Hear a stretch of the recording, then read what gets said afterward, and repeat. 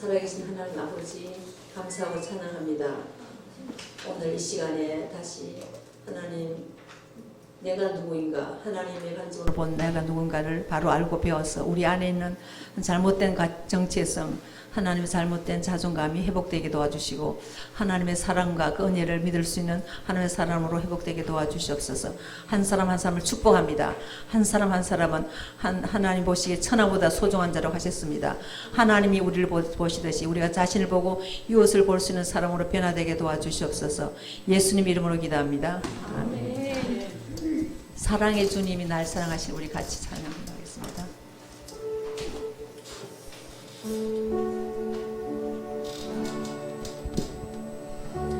사랑의 주님이 날 사랑하시네. 내 모습 이대로 받으셨네.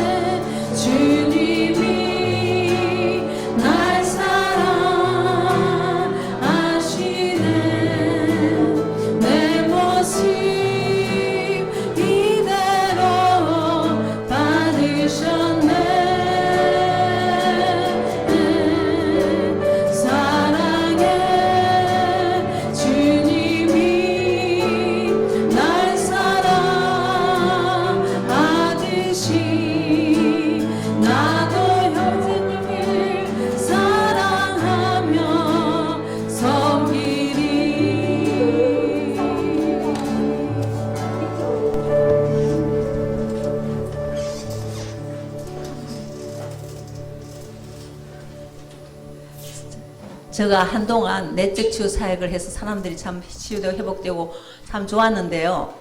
우리 목사님이 대부분 불신자하게 하는 것이 아니고 교인들에게 하잖아요. 다른 누가 이제 소개하고 해가지고 다른 사람들, 다른 교회, 다른 성도를 섬기기 때문에 그들이 치유받고 가서 그 교회는 회복되고 그 교회 유익이 됐지만은 그 때문에 우리 교회가 보응되는 건 아니에요.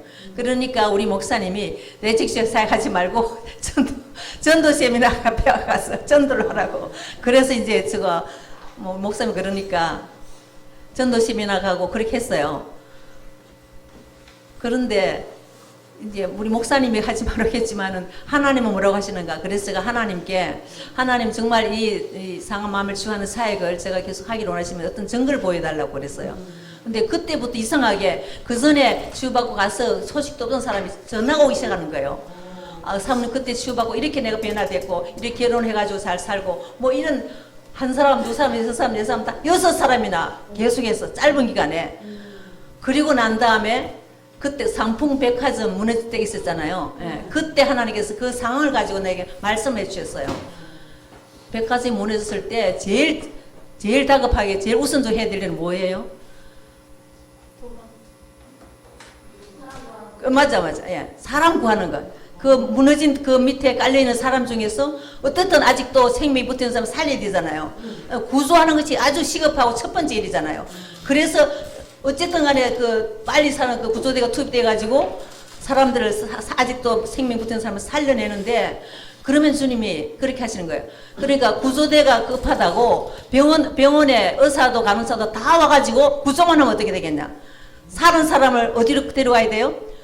병원으로 데려가야 되잖아. 그러니까 의사, 간호사 살리는 것이 우선이고 시급하고 중요한 문제긴 하지만은 살린 사람을 그 다음에는 병원으로 데려가서 치유되고 회복되도록 도와줘야 되지 않는가. 그러니까 전도하는 건 긴급 구조대와 마찬가지예요. 영혼을 살려야 되잖아요. 그건 누구든지 다 해야 되지만은, 그러나 살은 사람 중에서 치유가 필요한 사람들은 치유 사역자가 있어야 되는 거 아니에요. 그래서 이것이 꼭 필요하고 중요하다는 것을 하나님께서 말씀해 주셨어요.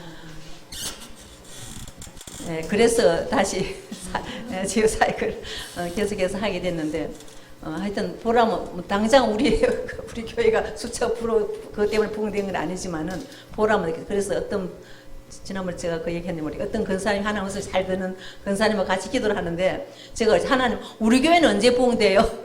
꼭 그 다윗 야곱이 예삼촌 집에서 좀 머슴살이 했을 때 나는 언제 우리 집을 세웁니까? 맨날 예삼촌만 위해서 힘쓰고 애쓰잖아요. 그러니까 나는 언제 우리 집을 세웁니까? 하나님께서 세워주셨죠. 예, 그 심정이 같더라고. 우리 교회는 언제 부흥되는? 그러니까 그 권사님이 하나님이 이게 하나님 나라의 부흥이래요. 그러더라고. 당장 우리가 살고 우리가 속해 있는 교회 건물 안에 사람 많지 않다 할지라도 하나님 나라는 부흥이 되고 있다. 예, 그래서 또 어떤 분은 어떤 환상같이 여기서 주받은 사람들이 꼭 민들레 꽃이와 같이 막 날아간다는 거예요. 그래서 유럽으로 날아가고 이태리도 가고 스위스로도 가고 또 미국으로 가고 남미로도 가고 그래서 또 우리나라 지방에 여러 곳에도 가서 그 민들레 씨앗이 떨어져서 거기서 다시 꽃이 피고 또 날아가고 예, 그래서 정말 그 지금도 며칠 전에도 이태리에 간 자매가 전화가 와요.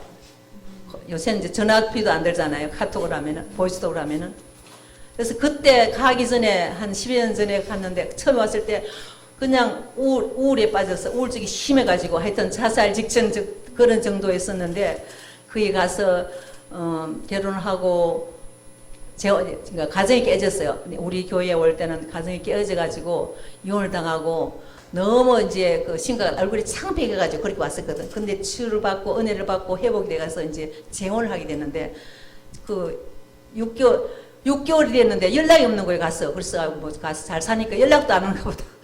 그랬는데 우리가 이제 이태리 갔는데 우리가 그때 우리 목사가 유럽을 간 적이 있었어요. 근데 전화도 안 했기 때문에 전화번호도 모르고 연락할 길이 없었어. 근데 미국에서 또 아는 사람 통해 가지고 연락을 했어요. 그래서 이태리까지 찾아갔다고. 가서 보니까 결혼해서 굉장히 어려운 가운데 있더라고요. 아주 어려운 시집은 한국인데 그 시부모들이 돈으로 이렇게 조종을 해가지고 굉장히 어려움을 당하고 있어. 그래서 거기서 또 기도를 하고 그런데 그 전에 자기가 그렇게 치료 안 받았으면 그 어려운 난국을 이겨낼 수 없을 텐데 자기가 치료받고 내면이 그래도 하나님 은혜를 많이 강건해지기 때문에 이기고 기도하고 또 하여튼 저는 그냥 보이스톡이 가끔씩 와서 넘어졌으면 또 기도하고 또 위로받고 힘을 얻고 그런데 지금 보니까 한 12년 됐는데 내가 이제 용사다. 너는 이제 용사다. 놀랍게 용사 같은 그런 일을 하고 있더라고요. 그래서 미국에 간 사들 중에서는 사모된 사람들이 있고 또 교육자가 되기도 하고 뭐 또 남미에서 가가지고 또 거기서 또 사역도 하고 이렇게 우리나라에서도 또 여러 군데 사람들 그 치유되고 변화된 열매가 있어요. 진짜 보람을 느낍니다. 지난번 시간에 제가 자기가 태어난 날을 저주했다는 어떤 지성이 있었다고 그러잖아요. 20여 가지 육체 질병도 있고. 그 끝을 말 안 했는데 그분이 내가 태어난 건 저주다. 어떻게 자기가 태어난 날을 자기 스스로 축하를 하고 사람들이 축하해달라고 할 수 있냐. 이해가 안 된다고 했던 그분이 너무 많이 하나님 은혜로 치유받고 그 해에 그 남편도 이제 초창기 때는 그렇게 막 술을 많이 마시고 막 다 깨부수고 하던 사람이었는데 이제 예수 믿으면서 많이 나아졌어요. 그때보다도. 그런데 한 번도 이 부인의 생일을 기억해 주지 않았는가 봐. 이분이 치유받고 남편한테 그렇게 말했어요. 40여 년 만에 처음으로. 며칠은 내 생일이니까 그때 그분 생일 7월이었어. 여름에. 내 생일이니까 생일 선물 당연히 사오라고. 근데 결혼해서 한 20년 가까이 됐는데 한 번도 생일을 자기도 말하지 않고 남편도 찾아주지 않았는데 그렇게 말했더니 그 남편이 그 해에 케이크를 사들고 큰 수박 하나 들고 와서 가족들이 생일 파티를 했다고 그래요. 그 이후에 진짜 그분도 강건해져서 담대해서 많은 사람을 치유로 돕고 그 사역하는 걸 봤습니다. 또 한 분은 또 그랬죠. 자기 태중에서 막 하나님 복수하겠다고 막 태아가 막 분노했다고 그 얘기했죠. 그분은 정말 치유를 방학만 되면은 자기 딸이 초등학교 다니는 딸을 데리고 우리 집에 찾아와서 치유받고 그렇게 했는데 나중에 너무너무 진짜 이분이 변화된 건 내가 부러울 정도예요. 지금은 제가 이제 시간도 별로 그래서 안 하는데 이제 테스트로 심리 테스트를 가지고 그 사람의 상태를 보는 게 있어요. 내면의 상태, 외면의 상태. 근데 대부분 사람들이 내면과 외면이 좀 다르나요? 근데 이분은 내면과 외면이 그 그룹 표상은 똑같이 나오는 거예요. 내가 그런 사람 처음 봤어요. 너무 많이 강건해진 거예요. 자유케 되고. 그리고 나중에 자기 딸이 미국 유학을 가게 됐어요. 명문대. 그래서 그 얘기를 그냥 일반 사람들 그냥 뭐 돈이 있거나 공부 잘하는 사람 유학 갈 수 있죠. 근데 이분은 자기 상태가 너무 안 좋은 상태, 그런 상태에서 딸이 유학을 갔다는 게 너무 자랑스러운 거야. 근데 자기 그냥 지금 딸 유학 갔다 잘 됐어요. 사람 축하 이렇게 말하지만은 자기가 어떤 상태에 있었는가를 아는 사람 몇 밖에 없잖아요. 그러니까 사모님한테 이걸 전하고 싶다고, 사모님한테 자랑하고 싶다고. 그래서 너무 자기 기쁘고 너무 좋다는 거야. 이렇게 그 사람, 그 삶이 변화되고 환경이 변화되고 자녀가 변화되는 걸 보면서 참으로 하나님이 하신 일이 놀랍습니다. 하나님께 감사를 드립니다. 복음을 듣고 교회에 나오는 사람들을 치유하는 목적 의도는 그들이 과거에 겪은 쓰라린 경험, 정서 심리 속박으로부터 해방시킴으로써 정서적으로 건강한 사람으로 회복시킨 데 있습니다. 정서적으로 건강한 사람이란 의와 평강을 지향하는 사람이에요. 그리고 안정된 인격의 소유자입니다. 저는 한마디로 말하면은 질서가 있고 조화 있고 균형 있는 사람이다. 네, 어떤 한쪽에 치우치면 좀 균형이 없잖아요. 하나님은 질서의 하나님이신데 에덴 동산에서 그때 거기는 질서가 있고 조화가 있고 균형이 있고 아름다운 곳이었죠. 그러니까 우리가 인격적 정서적으로 건강한 사람이 이렇게 질서가 있고 조화가 있고 균형이 잡힌 그런 인격의 소유자이죠. 그리고 그리스도 안에서 새로운 피조물 모습을 가져 예수님의 평화를 가지고 있고 하나님과 인격적 관계가 회복되어 친밀하고 사랑의 관계로 변화된다. 대부분의 많은 사람들이 하나님을 무수하거나 두려워하거나 하나님을 의심하거나 불신하고 그런 사람들이 많잖아요. 그런데 정서적으로 건강한 사람들은 하나님과 관계가 올바르고 그리고 자신을 소중히 여기고 이웃관계도 평화롭고 안정된 관계로 회복되어서 책임있고 성숙한 그리스도인으로 자라게 됩니다. 그것이 우리가 소원하는 것입니다. 자, 이런 사람들은 자기가 하나님의 관점으로 누구인가를 정확히 알고 있고 정체성이 확고합니다. 그러나 내적으로 치유되지 못하여서 감정적이나 정서적으로 자유롭지 못한 사람들은 자존감이 낮고 자기가 누구인가를 잘 알기 어렵습니다. 그 결과로 하나님의 말씀을 믿기가 어렵고 또 말씀대로 순종하기도 너무 어렵습니다. 그래서 예수 믿는 것이 참 힘들다. 이거 믿고 난 다음에 안 믿을 수도 없고 안 믿으면 또 지옥 갈 것이 두렵고 그래서 참 이럴 수도 없고 저럴 수 없어서 믿긴 믿는데 진짜 예수 믿는 게 힘들다고 하는 사람들 많이 있죠. 그 결과로 믿음에 의한 삶이 아니라 행위 이주적인 삶을 살게 되고 하나님의 은혜를 경험하기가 어렵고 사람들의 관계에서도 상처를 잘 받고 상처를 또 자기를 잘 주기도 합니다. 그런 사람들은 상처를 잘 받으면서 남에게 자기가 상처를 준다는 것도 잘 모릅니다. 저는 제가 사역 목회 초기 때 제가 한 30대인데 50대 60대 저보다 훨씬 나이 많은 분들이 그 태도가 너무 제가 이해하고 이상했어요. 제가 또 외국에 살다가 왔기 때문에 좀 외국의 삶은 사람들이 정직하잖아요. 근데 우리나라 사람들은 앞에서와 뒤에가 태도가 다른 거예요. 나는 이래서 믿고 이렇게 말했는데 나중에 멍뚱한 소리가 들려요. 그래서 나는 그분이 내 앞에서 이렇게 말하니까 아니 사모님 앞이네 그렇죠. 아니 사모님은 누구고 어떻게 앞에서 말하고 뒤에서 말다를까. 그리고 어른인데 어린애같이 하는 행동하는 사람들이 많이 있잖아요. 이해가 안 되는 거. 아주 작은 일들 예를 들어서 그분이 교회 어떤 작은 걸 교회에 갔다 그때 이제 이렇게 교회 강제상에 종 땡 하는 그런 있잖아요. 그런 거 하나 사다 놨어. 그러면 사다 놨으면 그냥 목사님 감사도 그러고 그냥 지나갔잖아요. 근데 이분은 자기가 하는 것에 대해서 막 목사님이 광고를 하고 막 사람 칭찬해주고 이렇게 하기를 원하는데 그렇게 안 해서 그게 이제 상실을 받는 거예요. 작은 일에 시험을 받아요. 그래서 저한테 무슨 선물을 해서 내가 선물 받을 때 크게 감사 안 해도 감사 받을 때야 감사합니다 이렇게 하잖아요. 그런데 사람들한테 사모님한테 뭘 선물했는데 고맙다고 말도 안 하더라. 그럼 내가 전혀 고맙다고 말 안 했을까? 그래서 그런 작은 일들에 시험을 받고 내가 하지 않은 말 아까 그래서 앞에 말을 그 사람 한 말을 내가 믿고 그냥 그렇게 딱 말하면은 엉뚱한 말이 끝에 엉뚱한 말이 나오고 그래 너무 이상하다 왜 그럴까 그래 그때 나도 자존감이 별로 강건하지 못하니까 나도 상처를 받는 거예요. 근데 나중에 제가 이제 뭐 마음에 대해서 많이 배우고 이제 또 제가 사회까지 하고 나니까 이해를 하게 돼. 이제는 그런 사람들 제가 상처가 잘 안 받죠.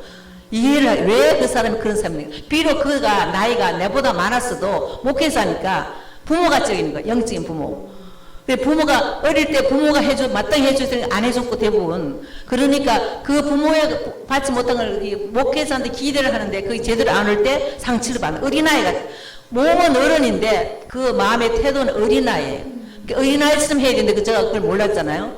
저도 이렇게 사람들이 상처를 받고 시험을 들었다고 그러고 또 정당한 이유가 없이 이렇게 또 교회를 나가고 이러면은 너무 버림받은 상처가 많아가지고 내가 가슴에 못이 박힌 것 같더라고.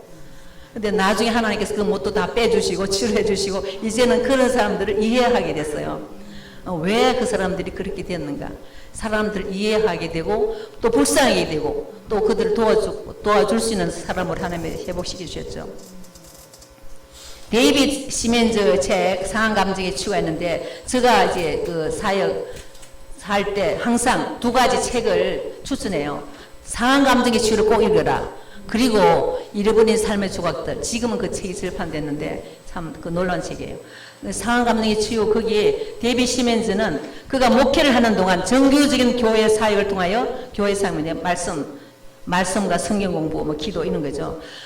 정규적인 교회 사역을 통해 실질적인 도움을 줄 수 있는 두 그룹의 사람이 있다는 것을 발견했다고 합니다. 한 그룹의 사람들은 열심히 기도를 하거나 영적 훈련을 시도해도 계속 패배적인 감정에 눌려있고 해와 절망으로 빠져들고 또 다른 한 그룹은 실제는 크리스찬으로서 은혜의 삶을 누리고 있지 않으면서 크리스찬이기 때문에 아무 문제도 없는 위선적으로 살아가는 그런 사람들이 있었다고 합니다.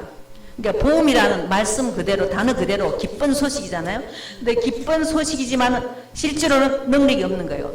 말만 기쁜 소식이다 그러지만 마음은 기쁘지 않죠. 또 아무리 감추고 있어도 그런 문제가 바깥으로 나중에는 드러나는 거예요.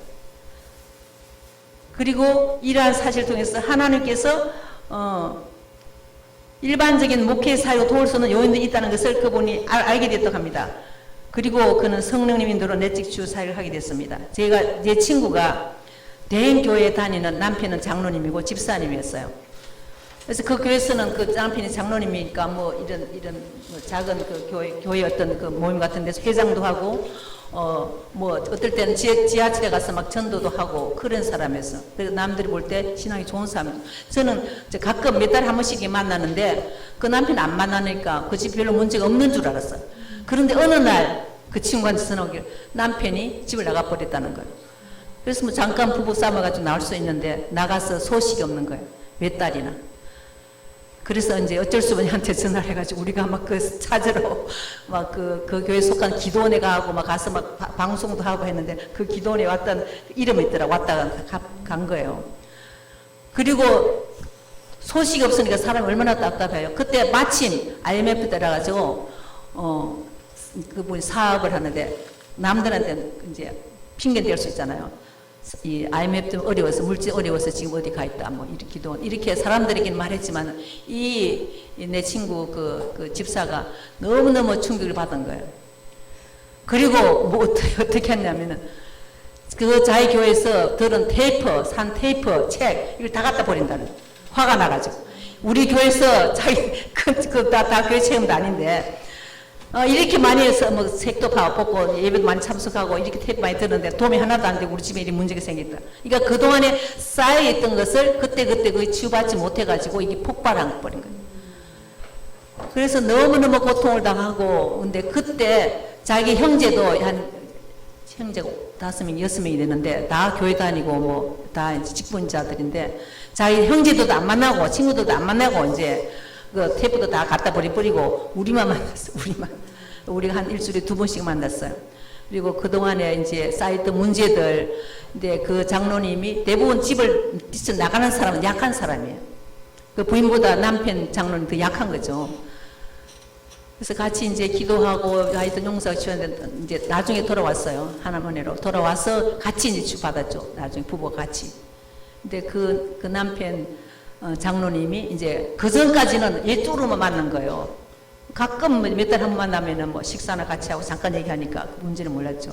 그러니까 문제가 터지고 나니까 정직하게 이제 대면하고 정직하게 말하기 시작했어. 어릴 때 자기 어머니가 큰아들인데 이상하게 큰아들을 좋아하지 않고 무시하고 미워하고 자기 형제, 자기 남동생, 어머니의 친남동생, 그러니까 이 장로님한테는 외삼촌이죠. 그 자기 동생을 지극정성으로 돌보고 아들 큰아들 너무나 미워하고 무시했어. 그러니까 엄마한테 무시를 당하고 미움을 당하고 자존감이 굉장히 낮은 거죠. 교회는 다니고 끝으로 볼 때는 장로고 신앙이 좋은 것 같았지만 실제로는 내면이 약해서 올바른 신앙으로 자라지 못한 거였어요. 그리고 그런 부분이 이제 부부간의 문제가 터진 거죠. 그래서 그렇게 만나면서 많은 부분이 회복되고 많은 부분이 좋아졌어요. 그렇게 문제가 터질 때는 이제 그 교회도 안 나가고 막 다른 데 다니다가 이제 다시 그 본교로 돌아가고 지금 많이 건강해졌습니다.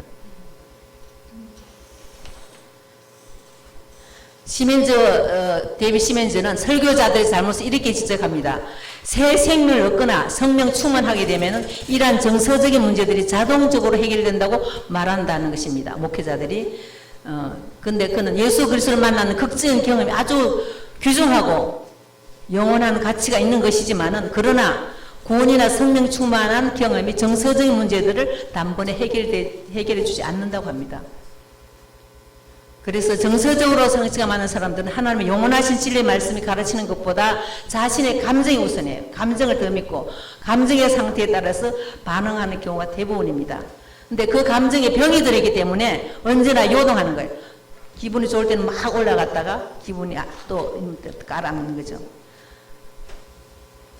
그러니까 거짓을 말씀보다도 거짓을 더 믿게 만듭니다. 하나님의 사랑도 믿기 어렵고 사람들과도 친밀하게 되는 것이 어렵습니다. 물론 친밀하게 되는 사람도 있지만은 그렇게 어려워요. 쉽게 상처받고 오해도 잘한다. 그래서 교회에서 끝에 가면 그런 얘기 하잖아요. 시험 든다고, 시험 들었다고. 속사람이 자라지 못하고 참된 평화력을 맛보기가 어렵습니다. 그러나 이런 사람들이 자신들의 사랑과 신뢰가 충만한 그룹에서 상처를 정직하게 직면하고 드러내어 같이 기도하면 성령님께서 친히 만나주시고 그 상처를 치유해 주십니다. 그렇게 믿어지지 않는 하나님의 사랑이 경험되어지고 사람들의 관계도 건강히 회복되어집니다. 그러나 단번에 되는 것이 아니고 시간이 필요합니다. 오랜 인내와 용납과 사랑이 필요합니다. 그래서 갈라디아서 5장 16절 이러므로 너희 죄를 서로 구하며 병 낫기를 위하여 서로 기도하라. 의인의 강구는 역사는 힘만이라.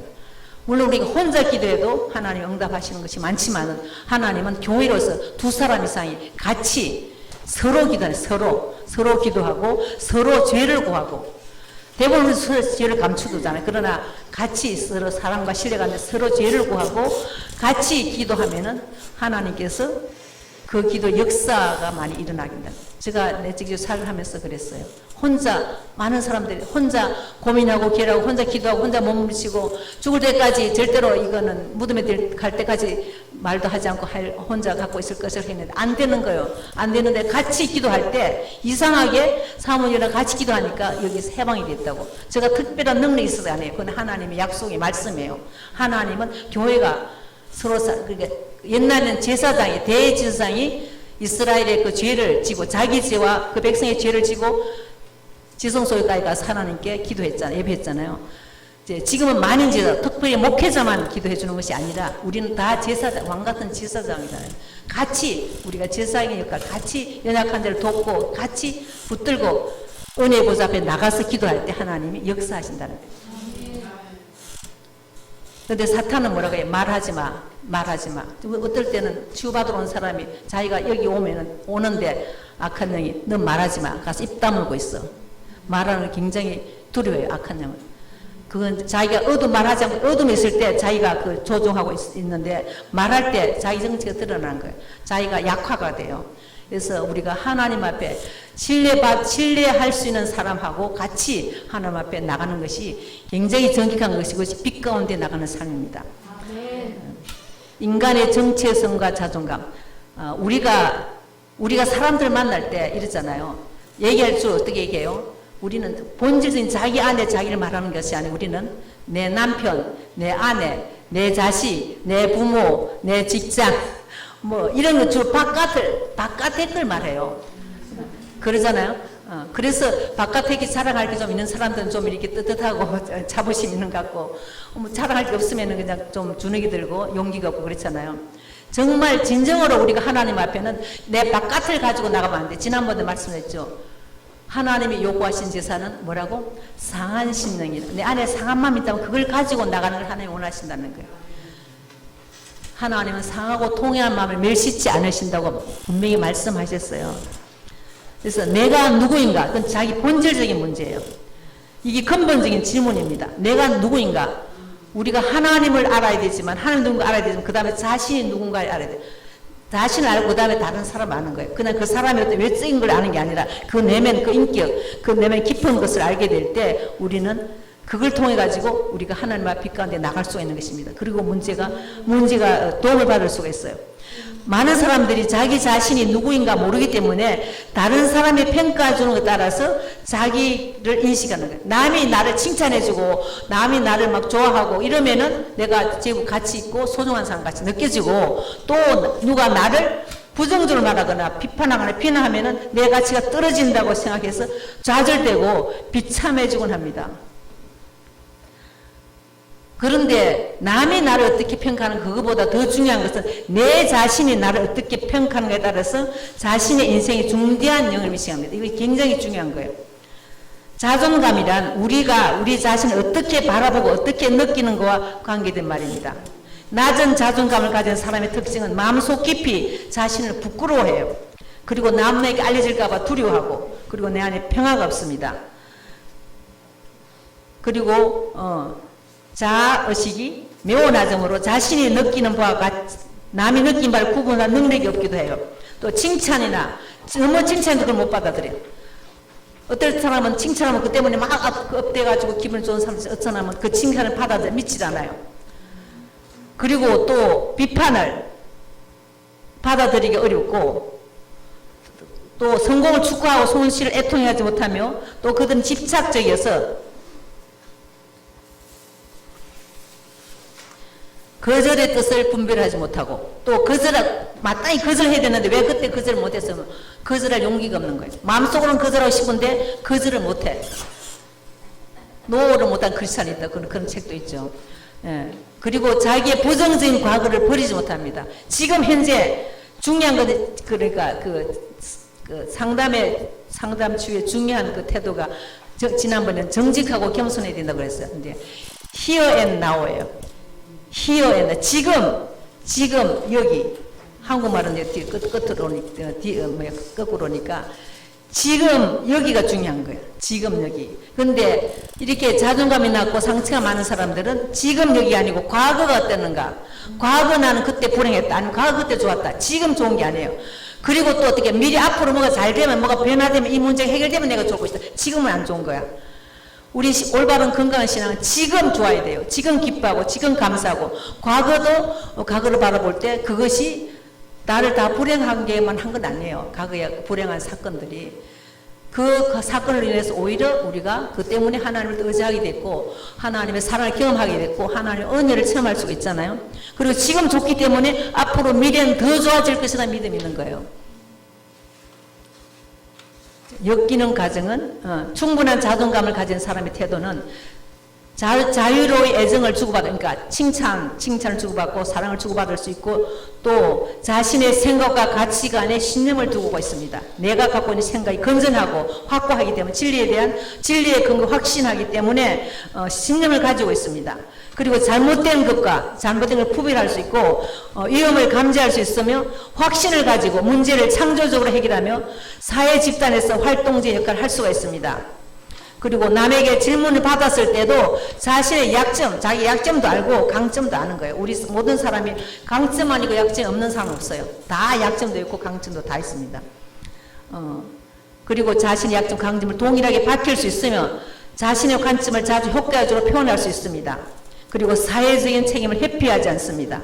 거짓된 죄의식이나 우울이나 수치심으로 차있지 않고 자신의 성공을 즐기며 자신은 하나님과 사람들에게 중요하고 가치 있는 존재임을 느낍니다.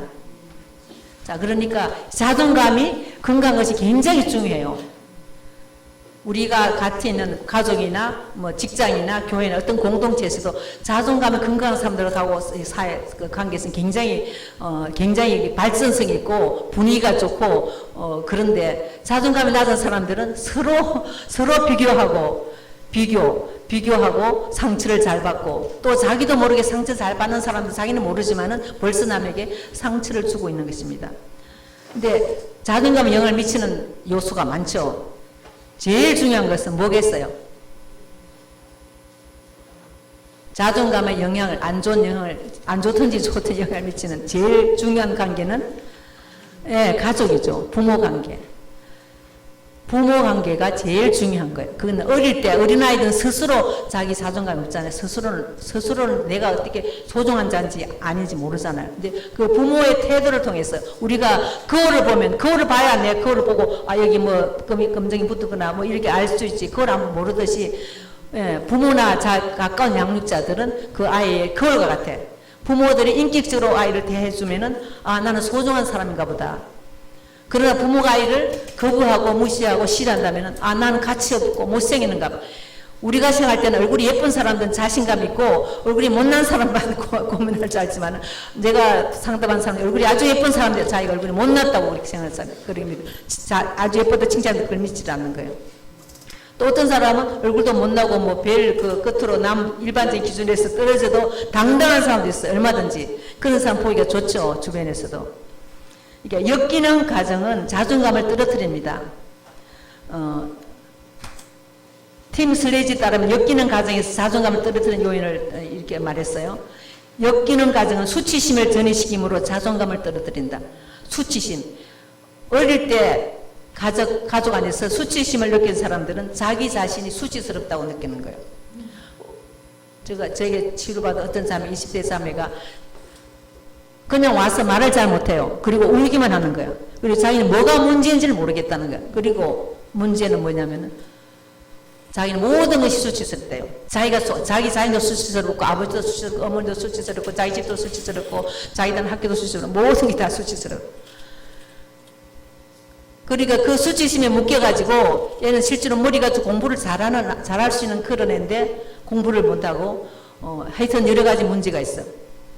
근데 이 자매가 치유받고 계속해서 치유받고 울고 그런데 어느 날 기도하는데 몸이 빳빳 이래. 기도할 때 그 안에 있던 게 정상이 드러난다고 그러잖아요. 몸이 이렇게 막 뻣뻣하고 막 이렇게. 그래서 내가 그럴 때는 제가 물어본다고 했지. 너는 몇 살이야? 너 어디 있어? 근데 모르겠다는 거야. 모르겠대. 근데 기억은 나지도 않고. 그래서 혹시나 태중에서 엄마가 유산시키려고 그랬나? 그래 한번 물어보라고 그랬어. 태중에서 혹시 안 그랬다는 거야. 집에 가 물어보니까. 그러면 왜 그랬을까? 그럼 기도하면 또 그렇게 나와요. 치유받을 부분이 드러나는 거죠. 그러니까 하나님께 나중에 알게 해주셨어. 이 아이를 유산시키려고 한 건 아니지만은 이 아이가 태중에 있을 때 엄마 아빠가 굉장히 많이 싸웠어요. 그리고 아버지가 뭘 집어 던지고 할 때 그 아이가 얼마나 무섭겠어요. 태중의 아이가. 그래서 무서워서 이렇게 몸이 굳어지는 거예요. 그래서 얼마나 많이 치유하고 용서하고 회개했는지 몰라. 그런데 많이 강건해졌어요. 이제 자기가 수치스럽지 않은 거예요. 자기가 소중한 거예요. 이렇게 회복이 되니까 공부를 잘하게 됐어요. 성적이 오르는 거예요. 대학생 때인데. 많은 사람들이 자기 좋은 재능을 갖고 있는데도 이렇게 자존감이 낮거나 묶여있는 상처 때문에 실력을 발휘하지 못하는 사람들이 많이 있어요. 근데 치유가 되면은 회복이 되고 실력이 발휘돼요. 실력도 학생들은 공부도 올라가고 실력 발휘되고 또 재능이 드러나고 하나님의 축복이 따라요. 어떤 한 자매는 처음에 내가 봤을 때 얼굴이 까무잡잡하고 그렇더라고. 그 전문대학을 나왔어. 근데 이 자매는 자기가 전문대학 나왔다는 것이 수치스러운 거예요.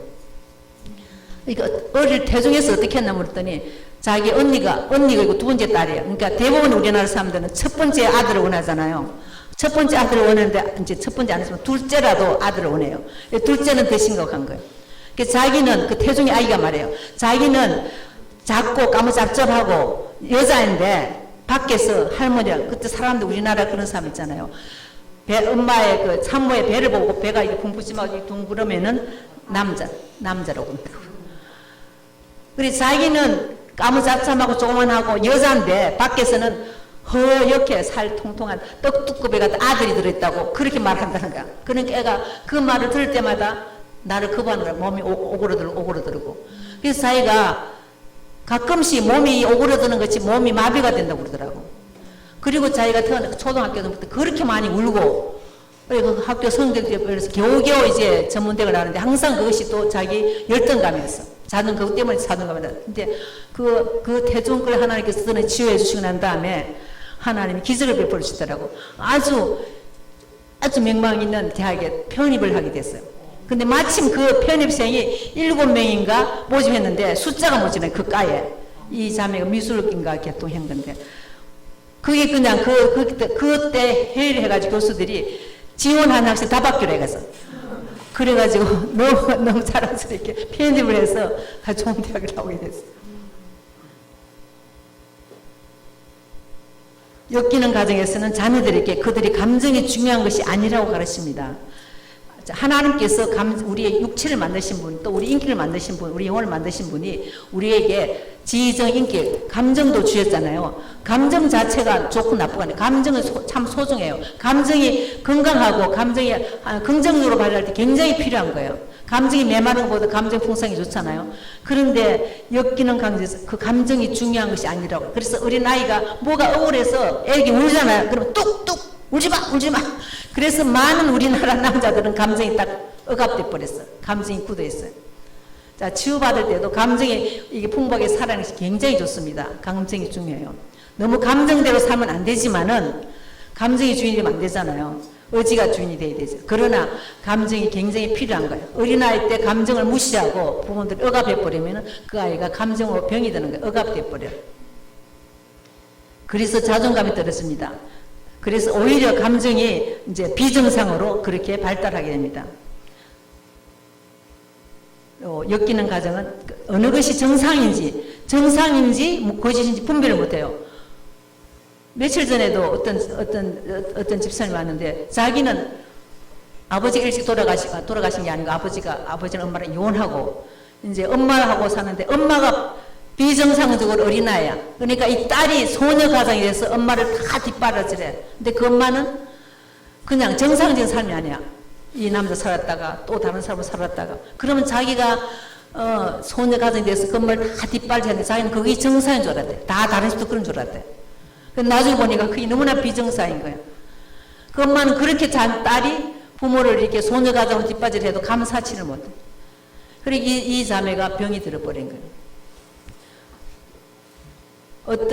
그전에 또 어떤 신학생이고 그 아버지가 목회자였는데 그 아버지가 또 좀 비행기적인 사람이었어. 그렇게 자기를 많이 때리고 엄마를 때리고 그랬대요.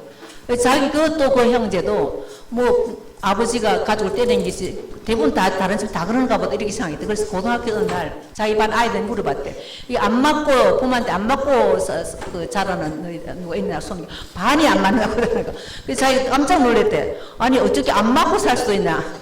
물론 그게 체벌하는 게 다 부정적으로만 아니죠. 필요할 때는 훈육이 있어야 되지만은 그러나 너무 아버지가 감정적으로 그 자녀를 대할 때 그 아이들이 이게 잘못된 건가도 모르는 거야. 잘못된 걸 알아야, 지난번에 그랬죠.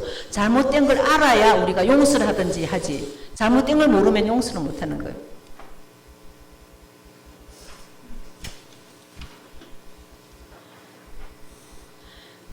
그래서 자존감, 이 가정에서 제일 중요한 자존감 형성에 피해를 보게 되고, 또 아들 선호 사상 있잖아요. 우리나라 특별히 그 문제가 많아.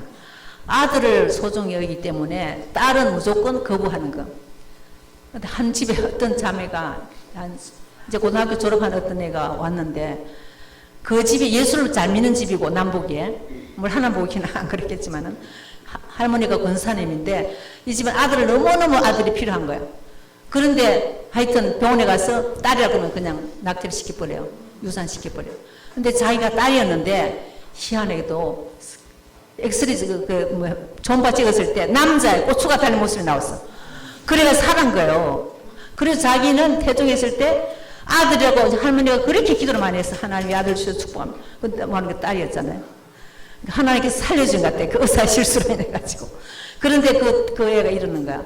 태중에 그럼 내가 3만이 것을 받았겠다. 그래서 이제 태중 치유를 기도하는데 그 아이가 이러는 거예요. 태중에서 나 좀 축복해줘, 나 좀 축복해줘. 계속해서 막 축복에 목말라가지고 목마른 사람이 물 달라 하는 것처럼. 그러니까 비록 자기가 태중일 때 할머니가 기도를 했지만은 그거는 자기가 안 했어. 아들로서만 원한 거잖아요. 그래서 그게 너무나 굶주려있더라고. 기도하는데 나 좀 축복해주고 나 좀 축복해줘. 자, 태중에서 자녀들이 축복을 받아야 되는 거예요. 사랑과 용서를 받아야 돼. 그래야 강건해지죠. 여기서도 여자로서 거절받는 사람이 있을 수도 있어요. 저 사회 굉장히 많아요. 내가 생각할 때 우리는 얘기는 안 들었는데 내가 세 번째 딸이었거든요.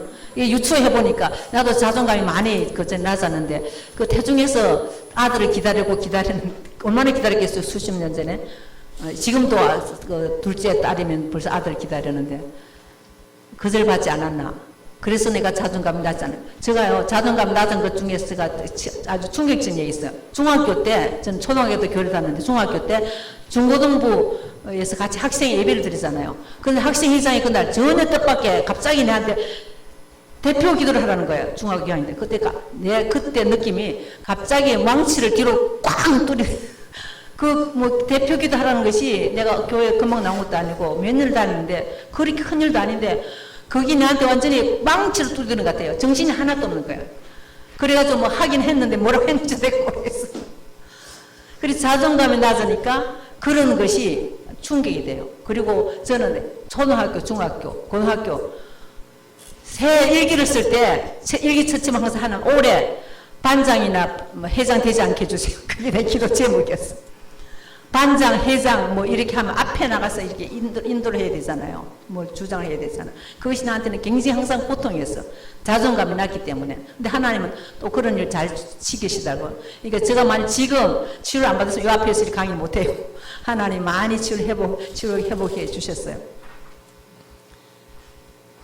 그리고 제가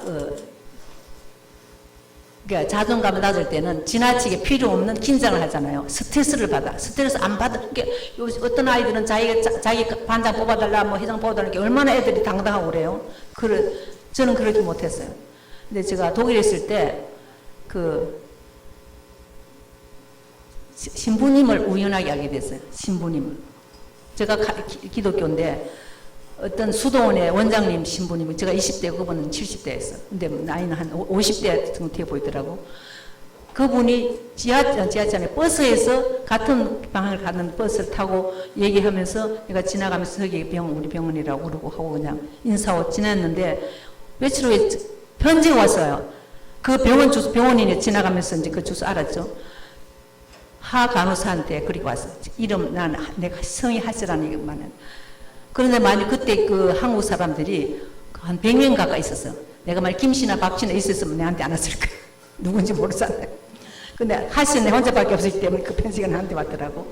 그래서 그분이 초청해서 이제 저도 굉장히 궁금해, 호기심이 있었죠. 가톨릭이다 갔다는 신부님이고 또 그 신부 그 원장이란데. 그래서 나는 어떤 느낌으로 어떤 마음을 가느냐 하면은 나는 대한민국의 대표자, 기독교 대표자, 어떤 이런 정체성을 가지고, 그게 건강한 정체성은 아니에요. 가서 이제 그분한테, 제가 그때 간 지가 뭐 한 1년인가 2년도 안 됐을 때 독일을 제대로 했겠어요? 독일도 제대로 못하고 영어를 잘한 것도 아니고.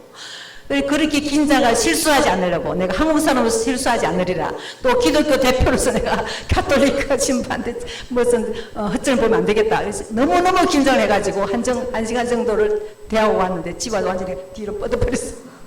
다시는 안 가라. 그게 자존감이 낮은 사람이 엉뚱한 데서 그렇게 하는 거예요. 근데 나중에 이제 점점 친해져가지고 그런 것이 없어지긴 했는데. 자, 이렇게 자존감이 낮은 상태에서 이렇게 뭔가를 한다는 것이 진짜 힘든데, 자기도 힘들어.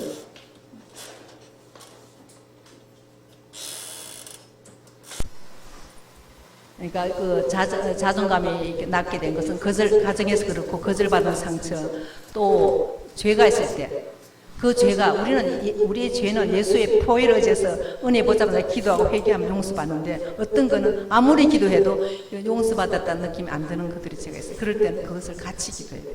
같이. 또 많은 여자들이 성폭행 당한 경험이 있어요. 사회 가면 그런 사람들이 가끔씩 나. 그때 나는 드래프를 받았다. 자기 죄가 아닌데 자기가 피해를 받는데도 내가 무슨 죄인이라서 그렇다. 그래서 그 부분은 빛 가운데 뜨는 같이 기도해야 됩니다. 하여튼 자존감을 낮추는 그런 원인들은 많이 있죠. 내가 누구인가 하는 것은 특별히 그리스도인에서 성장하고 의미를 찾고 성취감을 누리는데 필수인 요소가 됩니다. 사람들은 자기가 누군가를 아는 대로 그에 합당한 행동을 하게 됩니다. 만약 내가 교통경찰이라고 안다고 어떻게 해요? 딱 저기 거리에 나가서 호라라게 딱 부르고 그 교통법 그러면서 호라라게 딱 찍어서 오라고 하잖아요. 교통경찰이 자존감이 어떻게 돼 있어? 아, 내 호라를 본다고 누가 설까? 나는 키도 작고 내 뭐 영어도 잘 못하는데 그러지 않죠. 교통경찰은 자기가 내가 생각할 때 자존감이 높은 사람 청대 뽑지 않을까 싶더라고. 당당한 사람은. 또 자기가 조폭이라고 생각한다면 어떻게 해요? 조폭적인 삶을 사는 거예요. 자기가 인생이 실패자로 느끼는 사람은 그 인생이 계속해서 실패자로 살아가게 됩니다. 제가 사회 초기 아까 상한 감독의 추후 책을 읽고 잃어버린 삶의 조각들을 읽으라고 했는데 그 책에 진짜 놀랍게 자존감이 회복된 아름다운 사연이 있어요. 제가 짧게 간단하게 그 얘기를 하겠어요. 잃어버린 삶의 조각들이 뭐냐면은 어떤 미국의 어떤 자매가 리지라는 사람이 그 집이 완전히 알코올 중독자의 집안이었어요. 아버지가 한번 알코올 중독이 폭발하면 막 온 식구들을 때리고 막 집을 부수고 그런 사람이에요. 그래서 고등학교 3학년 정도 됐을 때 이 자매는 큰 대형 전도집에서 예수님 영접해서 예수님 믿게 됐어요. 근데 자기 어머니랑 언니랑 그냥 다 의논을 하고 아버지 몰래 도망을 나갔어요. 집에서. 아버지하고 살다가 살 수가 없었어. 다른 도시로 뉴욕인가 다른 도시로 가버렸어요. 그리고 자기가 이제 아버지도 벗어났다. 난 예수도 믿었다. 이제는 이제 고등학교 졸업하고 회사에 들어갔어. 이제 내 인생은 이제 앞으로 불행 끝, 행복 시작 그렇게 될 것이라고 믿고 직장 생활 하러 간 지 얼마 안 돼서 이 자매가 성폭행을 당했어요. 그 회사의 직원한테. 그래가지고 그것도 임신을 해버린 거야. 그러니까 그 어머니한테 언니한테 그 얘기했더니 그 엄마 부모들도 또 부족한 사람들 그 애를 얼마나 충격이고 고통이고 수치스러운 괴롭잖아요. 용납해 준 것이 아니고 네가 어떻게 우리한테 이럴 수가 있냐 이래가지고 그 딸을 용납하지 못해서 그 자기 언니의 시가 쪽에 어떤 다른 도시에 거기를 딸을 보냈어요. 근데 이 아이가 이제 20살도 만 20살도 안 됐는데 차를 운전하고 어디를 그 먼 길을 가는 미국 길이 또 멀잖아요. 차를 타고 하루에 못 가서 모텔에 들어가서 밤이 이제 다 돼서 모텔에 들어가시고 앉았는데 도대체 나는 왜 이럴까? 왜 내 인생이 이렇나? 내가 하나님을 믿는다고 하는데 도대체 그를 도와줄 사람이 아무도 없는 거야. 아무도 도와줄 사람이 없는데 성령님이 도와주신 것 같다 내 생각에. 그러니까 뭐 하나님을 의지하고 싶은데 성경도 잘 모르고 평상시 교회 생활을 오래 한 게 아니기 때문에 어떻게 해야 될지 모르는데 마침 그 모텔에 기도원 그 위에서 성경책 놔두더라고. 미국 같은 데 보면. 그래서 그 성경이 있어가지고 성경을 어디서 읽어야 될지 모르겠어요. 성경을 그냥 성경이 했는데 무릎에 탁 들어서 성이 딱 펴졌어요. 그 펴져 보니까 주기도문이 딱 나온 거예요. 그 주기도문 하늘에 계신 우리 아버지 일가는 이름이 거룩히 여김을 받으시며 나라의 임함 뜻이 하늘인 것 이렇게 나가다가 우리가 우리에게 죄 지은 자를 사하여 준 것 같이 우리 죄를 그 대목이 딱 거기서 멈췄어요. 내 죄가 용서받으려면 나에게 삶을 용서해야 되는구나. 성령께서 이제 이 자매를 상담해 주고 계신 거예요.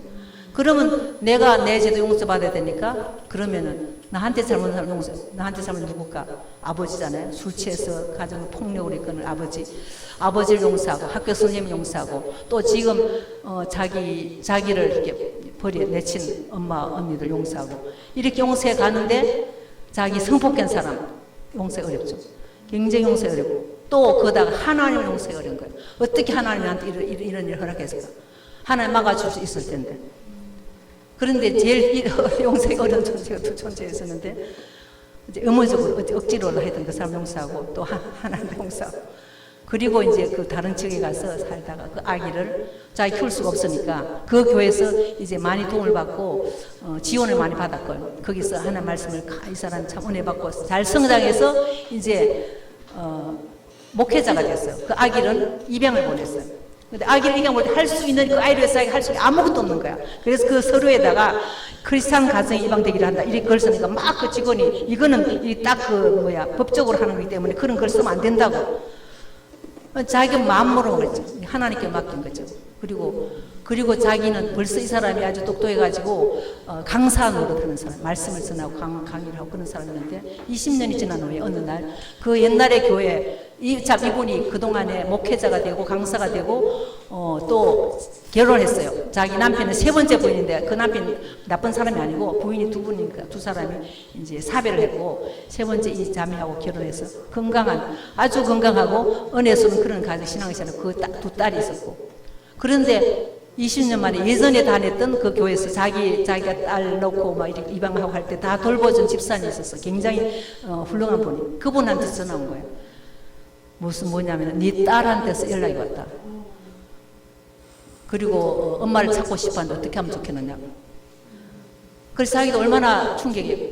그러니까 그 딸이 벌써 그 딸이 이제 20살인데 딸이 결혼을 했다는 거예요. 그리고 또 딸을 낳대. 그래서 그 딸이 왜 나를 찾을까? 자기 결혼 생활이 불행한 나처럼 불행하고 또 딸을 벌써 어린애가 날 딸을 낳았으니까 굉장히 불행해가지고 그래서 날 찾는 것이 아닐까. 그러면 그 엄마로서 한편 딸이 보고 싶진 않지 한편으로는 자기 그 아이의 출생의 비밀을 말해야 되잖아요. 성폭행 돼서 낳아내라고 어떻게 말을 할 수 있겠어. 그래서 이렇게 고민이 되고 그런 걸 기도하고 어쨌든 그 딸하고 이제 만나게 됐어요.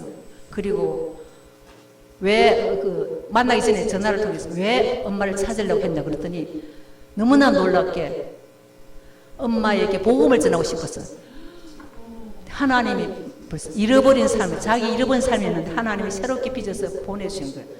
엄마 자기가 예수를 믿고 너무 좋은데 나를 낳은 엄마도 예수를 믿었으면 좋겠다 싶어서 그렇게 했다고. 그리고 이제 우리나라 사람 같으면 그런 얘기 안 하잖아요. 네 딸의 출생의 비밀을 말할 수 없잖아요. 미국 사람들 그렇지만 그런 게 정직하더라고. 그 얘기를 해서 어쩔 수 없어서 입양하게 된 그 동기를 얘기하고 성폭행 때문에 내가 퇴소했다. 그리고 그 다음에 이제 그 엄마가 물은 거예요. 네 출생에 대해서 들었을 때 네가 너한테 어떤 일이 있었냐 그랬더니 3일 동안은 내가 죄의 씨앗이구나. 그래서 3일 동안 굉장히 괴롭고 힘들었대. 그런데 하나님께 또 그 딸을 상담을 시켜주셨어. 내가 어떤 방법으로 여기 이 땅에 태어났든지 나를 태어나게 하신 분 하나님이시다. 하나님의 선하신 뜻이 있다. 그래서 그걸 자기가 받아들였다는 거예요. 그리고 더 이 사람을, 이 리지엘을 감동시킨 것이 그 사이된 사람이 뭐라고 말하냐면 이제 장모잖아요. 자기 그 딸 이름이 뭔지 잘 잊어버렸네. 딸이 자기 아내, 그 딸의 남편이 내 아내와 또 딸 낳았다고 그러잖아요. 내 아내와 딸이 없는 세상은 상상도 못하는데 그때 어머님이 이 아이를 자기 아내를 낙태 안 해서 너무나 감사하다. 하나님께서 이렇게 회복시켜 주시더라고요. 그래서 너무 감격적으로 이제 가족들이 만나고 이분이 이제 목회를 하는데 사람들이 이제 이 사람을 읽는 얘기가 전부 다 이제 공개된 거잖아요. 사람들이 책을 쓰라고 책을 써서 이렇게 고통당하는 사람이 많은데 하나님 하신 일이 얼마나 놀라운가. 그래서 이분이 사람들을 더 살리고 회복시키는데 자기 그 책을 내고 썼어요. 너무 그 책이 감동적인 거예요. 제가 그래 상한 마음 치유할 때 이 책을 꼭 읽어보는데 그때 사람들이 책을 읽고 어떤 분은 그 책을 10권을 사가지고 자기 불신자 친구들에게 이 책 읽어봐라. 우리가 믿는 이런 하나님이다. 그런 책이 계속 나왔으면 좋겠는데 더 이상 안 나오질 않더라고. 헌책 여러분이 많이 구할 수 있으면 구해보세요. 잃어버린 삶의 조각들. 오래전에 절판됐는데 우리 아는 어떤 사람이 그 책을 구입하려고 막 해가지고 어떻게 겨우 하나 한 권을 구했다고 그러더라고. 우리의 삶 잃어버린 그 불행한 그 조각까지도 하나님께 드렸더니 하나님이 아름답게 되어주셨다는 거죠. 그러니까 우리가 상한 경험, 상처, 아픔, 거절, 고통이 다 불행한 건 아니에요. 그걸 하나님께 내 인생 하나님께 드린다면 하나님이 새롭게 빚어서 우리에게 아름다운 것으로 갚아줄 것입니다. 우리가 하나님의 관점으로 자신을 바로 알아야 됩니다. 남이 너는 가치다 소중하다. 남이 너는 공부도 많이 했고 뭐 인물이 좋고 뭐 좋은 집안 그러니까 그런 게 아니고 하나님이 나를 어떻게 보시는가? 하나님의 관점으로 자기를 바라봐야 됩니다. 출애굽기 3장에 보면은 성경에 모세 얘기 나오잖아요. 성경에서 자존감 때문에 자기 자존감이 제대로 없고 자존감 갈등을 많이 겪은 사람 누굴까요? 응? 성경에 자존감이 갈등을 많이 겪은 사람 있어요. 분명히. 누구였을까? 야곱일 수도 있죠. 제가 금방 말을 했는데 이러고. 모세. 저는 제가 하도 목회를 못해가지고 고민이 많아서 그 성경의 믿음의 사람들, 다윗을 묵상하고 요셉을 묵상하고 아브라함 묵상하고 모세를 묵상하는데 모세에 대해서 제가 묵상을 많이 해요. 그래서 제가 모세의 감정에 대해서 좀 이해가 많이 됐어요. 모세는 자기가 원하지 않았는데 이스라엘 사람의 아들로 태어났잖아요. 이스라엘 그때 뭐예요? 노예였잖아요. 노예의 자녀로 태어났어. 그런데 자기가 원한 게 아니라 자기가 상관없이 공주의 아들이었어. 왕자가 됐잖아요. 왕이 기성권자였어. 그리고 그 애굽의 그 능한 학문을 배우고 훈련을 받아서 말과 형사에 능한 사람이었어. 그랬잖아요. 그러는데 자기 민족을 아마 그 어머니가 모세를 유모로, 친엄마가 유모로 키웠잖아요. 그래서 너는 이스라엘 사람이다. 히브린이다. 이제 엄마가 교육을 잘 시켰어. 그래서 자기 히브린인데 나가보니까 히브린들이 노예 생활로 학대에 나오고 있잖아요. 그래서 자기가 자기 동족을 어떻게 살려보고 해보려고 하다가 사람을 죽이고 살인자가 돼버린 거야. 노예했다가 왕자가 됐다. 왕이 기성권자가 됐다가 살인자가 됐다가 도망가죠. 도망자가 됐다가 이제 목동이 됐어요. 자, 이렇게 40살 때 왕자였었는데 40살 때 살인하고 도망을 가서 미디안 강대에서 40년을 지나고 80살이 됐죠. 그때 아니 40년이 지나는 동안에 이제 내 모세의 심정을 내가 상상을 해보는 거야. 처음에는 얼마나 갈등이 많았겠어요. 너무너무 갈등이 많았어. 그런데 갈등도 세월이 지나면 어떻게 해요? 점점 이제 갈등이 좀 약화가 돼가잖아요. 그리고 나이가 들어가고 이제 늙어가고 힘도 없어가고 눈도 어두워지고 귀도 어두워지고. 예전에 내가 한때 내 민족을 구원해 보려고 꿈과 힘을 가졌었지만은 그 힘으로 안 됐고 자기는 실패자, 살인자, 도망자가 됐고 시온은 아무런 아침에 그냥 요게 몇이죠? 요게 몇이에요? 자기 아내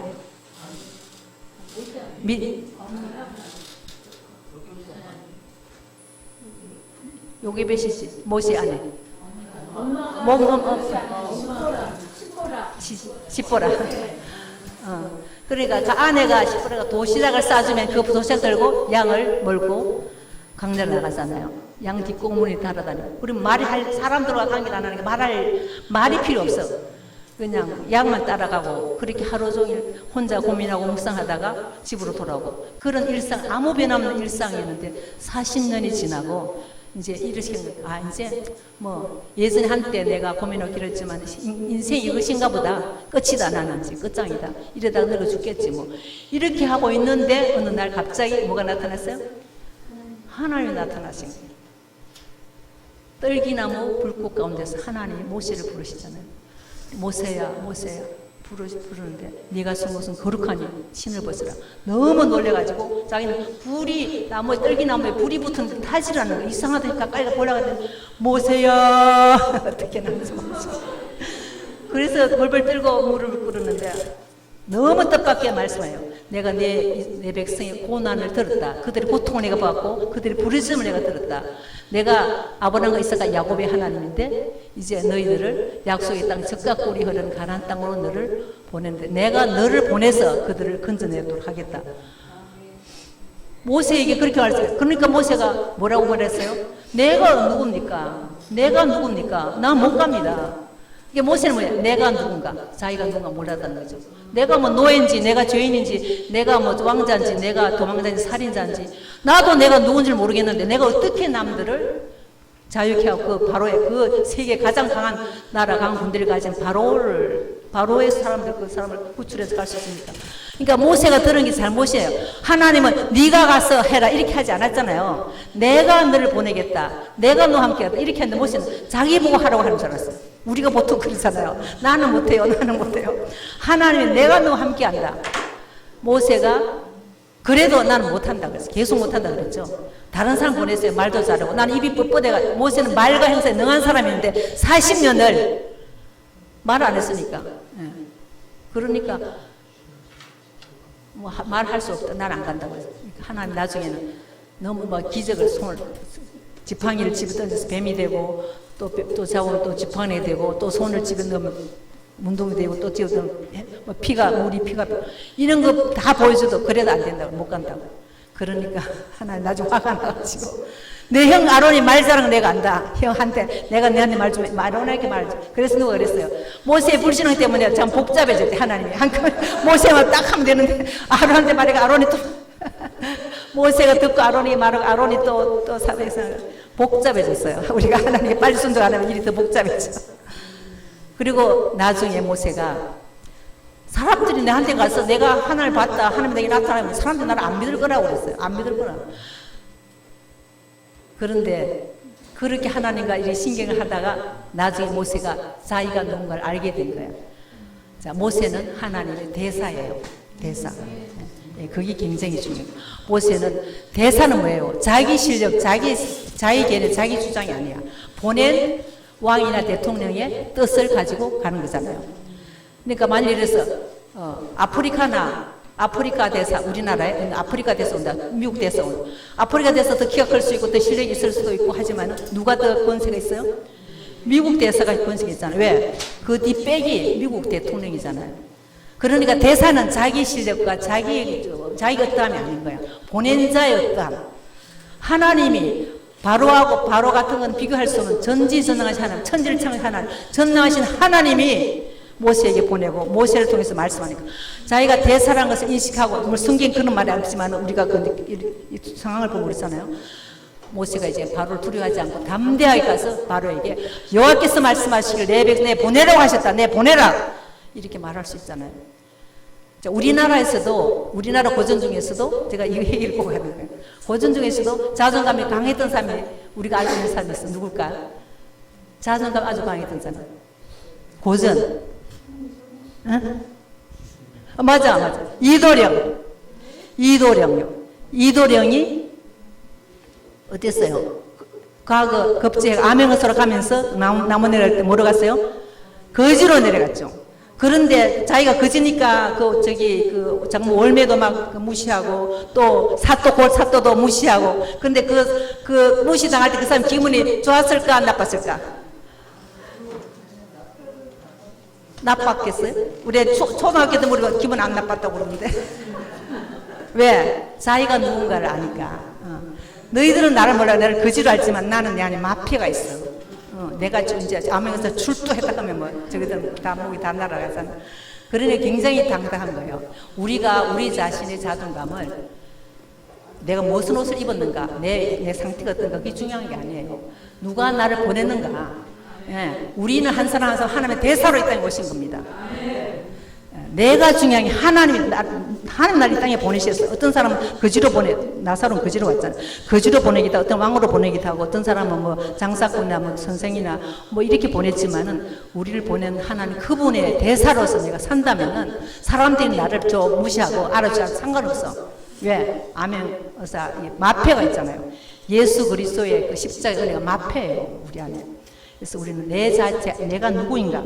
그래서 하나님의 관점으로 나를 바라봐야 돼. 그럼 낙심하지 않아. 시험 들지 않아요. 시간이 너무 많이 가서 말씀 뒤에 써 있는 것 그냥 읽어보세요.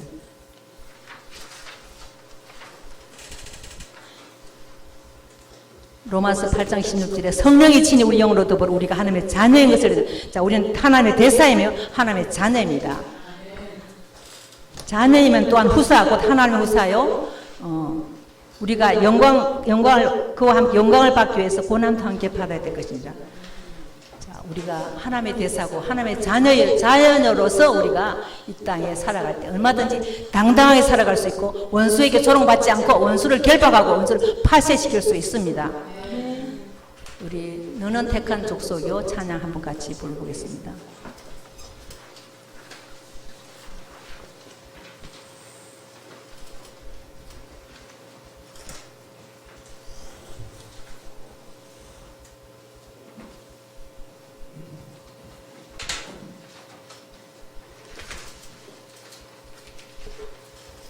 너는 택할 때 자기 가슴에 손을 얹고 내가 바로 나는 택한 백성이다.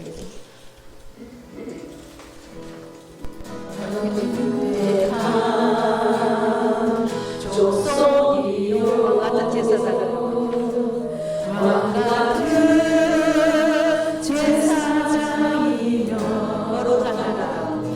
거룩한 나라 하나님의 소유된 백성이요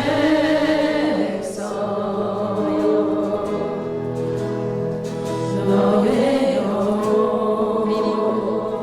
우리 볼 때 얼마나 아름다운지 얼마나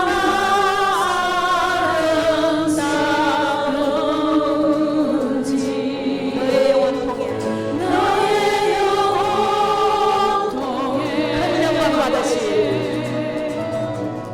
큰 영광 받으시 하나님을 찬양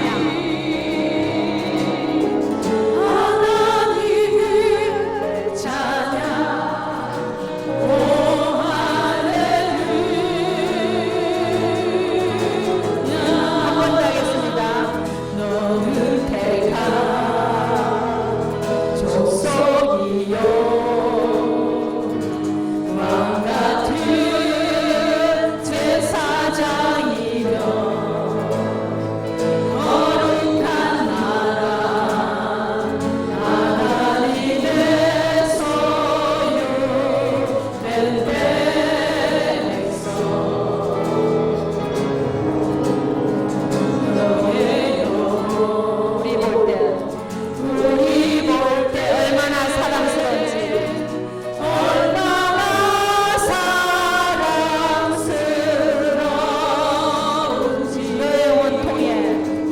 너의 영원 통해 큰 영광 받으시 하나님을 찬양 오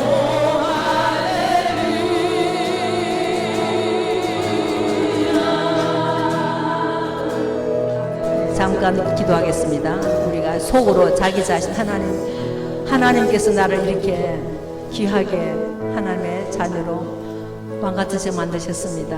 내가 그 하나님의 관점으로 나를 보지 않고 나를 무시하고 나를 싫어하기도 하고 자존감이 낮아서 고통을 당했습니다. 하나님 이제 하나님 주신 그 신분 내가 하나님의 자녀이고 하나님의 대사라는 것을 알고 하나님 내 자존감 회복되고 내 정체성이 확고해 있어서 믿음으로 사는 사람 변화되게 도와주고 우리 같이 기도하겠습니다. 할렐루야. 하나님 아버지 하나님 아버지 하나님의 천지를 창조하신 아버지 실수가 없으신 완전하신 전지전능하신 영원하신 종교 하나님이 나를 만드셨고 나를 빚으셨습니다. 하나님 아버지 그런데 원수에게 속아서 하나님 아버지 우리가 자신을 소중히 여기지 아니하고 아버지 내 자신을 미워하고 싫어하고 용납하지 못하고 아버지 낙심하고 좌절하고 하나님 아버지 실패한 삶을 사는 것을 안타까워합니다. 이제 하나님의 관점으로 날 보게 도와주시옵소서. 모세가 하나님의 관점으로 자기를 볼 때 하나님 아버지 그렇게 전무후무한 대출급의 역사를 이룰 수 있는 사람으로 쓰임받는 것처럼 우리 한 사람 한 사람 이 땅에 보내신 하나님 목적대로 하나님 아버지 새롭게 아버지 새로운 삶을 살게 도와주시옵소서. 자존감이 회복되게 도와주시옵소서. 할렐루야. 하나님 아버지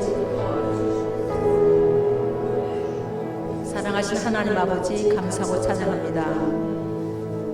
하나님께서 원래 사람을 하나님의 형상대로 귀한 존재로 만드셨고 만물을 하나님의 창조의 만물을 다스리며 지배하며 통치하며 정복하라고 하셨습니다. 그런데 우리 조상이 하나님의 말씀을 거역하고 불순종해서 이 자존감 잃어버리고 사탄이 거짓말을 우리가 믿고 살아서 너는 가치 없다, 너는 쓸모없다, 아무도 너를 좋아하지 않는다, 하나님도 너를 싫어할 거야, 네 기도는 응답해 주지 않을까, 이런 거짓말을 믿고 우리가 살았습니다. 그래서 낙심하고 좌절하고 우울하고 슬퍼하는 사는 때가 많았습니다. 하나님, 모세가 하나님을 만나고 아버지 자기 정체성, 자기가 누군가를 알아본 것처럼, 그래서 하나님 아버지 전무후무한 대출애굽의 역사를 이루는데 하나님 기회쓰임 받을 수 있었던 것처럼 하나님 아버지 우리 한 사람 한 사람 하나님의 목적과 뜻을 가지고 이 땅에 보내셨습니다. 실수가 없으시고 전능하시고 자비로우시고 영화로우시고 존귀하신 그 하나님이 우리를 빚으셨고 우리를 만드셨고 우리를 예수 그리스도 십자가 피로 사셨습니다. 우리는 그 피만큼 가치가 있고 소중한 자들입니다. 하나님의 관점으로 자신을 보고 하나님 아버지 자신의 정체성을 확고하게 하나님 앞 인식하게 도와주시옵소서. 하나님 아버지, 그래서 아버지 하나님 내 기분과 감정대로 사는 것이 아니라 하나님 믿고 아버지 내가 정말 하나님의 대사로서 이 땅에서 맡은 하나님께서 주신 사명과 소명을 감당할 수 있는 자로 변화되게 도와주시고 하나님을 경외하고 하나님 나라와 의를 이루며 많은 사람들에게 복음을 전하며 예수 그리스도 앞에 인도하는 하나님의 기회쓰임한 사람 한 사람 있을 때 그것을 믿고 축복합니다. 예수님 이름으로 기도합니다. 하나님 감사합니다.